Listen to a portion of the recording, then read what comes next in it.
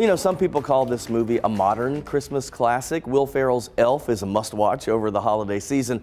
But how much cooler would it be to see this on a huge screen, on a huge stage, and with a live symphony playing all the songs you love? That is exactly what you can experience at the Tanger Center tomorrow night, thanks to the Greensboro Symphony. Conductor Bruce Kiesling says he knows your first question. Absolutely, that's one of the most common questions that we get. They're like, how do you actually keep the live orchestra that's playing for the film at the right time? Because, you know, in this film, especially, it ends with a big chase sequence through Central Park. And so getting all of the music to time out exactly right is one of the biggest jobs, and certainly my biggest job, is to keep the orchestra together. So the audience sitting out there, like, they see the film on a huge screen, HD, like gigantic, like regular cinematic experience.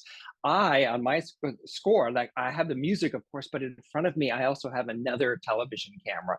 And that screen shows me what you're seeing, but also a whole lot of other information as well.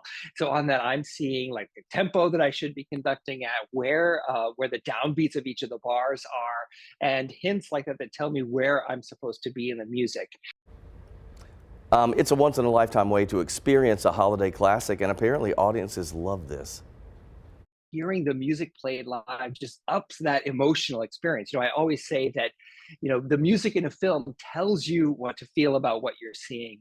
And so to have that live in the room with you, I think, is an even heightened level of emotion. And we can communicate, you know, I always say to the orchestra, we are not an insignificant part of this incredibly wonderful film. And so it's our job to kind of heighten that emotional experience for the audience.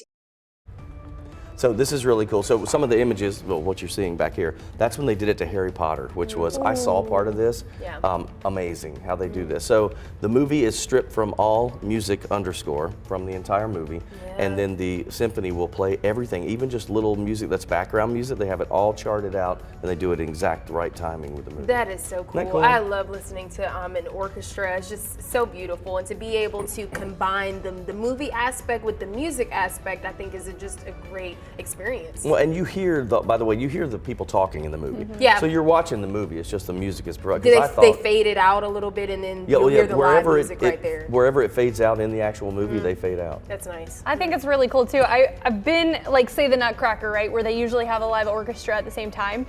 Those ones, you almost sit there and you're like, you know, maybe, wow, this is really good surround sound. You know what I mean? Because it sounds so good and it matches everything so precisely. So, I mean, I would love to see this just, you know, recreated. I feel like it brings it new life.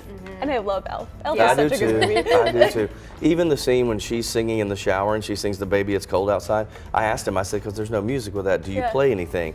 And he said, we let it, because it was meant to be done with no music. He said, but sometimes our piano guy would just come in quietly and play with her while she's singing. So it's really cool. That's so fun. And Really Harry cool. Potter version of it too. That would be, you know what I want to see? Star Wars. They need to do all the big Star Wars. That would be phenomenal. That would be good. Very We'll cool. be right back.